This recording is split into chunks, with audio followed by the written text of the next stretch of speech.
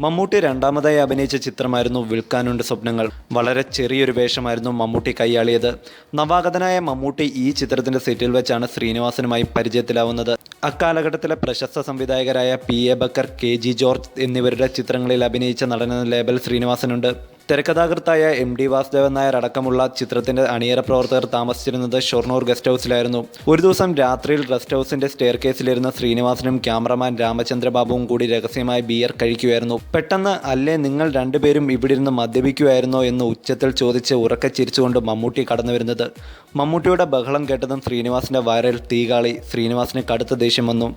അക്ഷരപുണ്യം MD Vasudevan Nair തൊട്ടടുത്ത റൂമിലുണ്ട്. അദ്ദേഹം ഇതറിഞ്ഞാൽ ഉണ്ടാവുന്ന മാനക്കേടോർത്തതും ശ്രീനിവാസൻ മമ്മൂട്ടിയോട് ആക്രോശിച്ചു. "തന്നോടാരാ ഇങ്ങോട്ട് വരാൻ പറഞ്ഞത്?" ശ്രീനിവാസിന്റെ മുഖവും ഭാവവും കണ്ട് എന്തോ പന്തികേട് മനസ്സിലാക്കിയ മമ്മൂട്ടി പതുക്കെ അവിടുന്ന് സ്ഥലം വിട്ടു.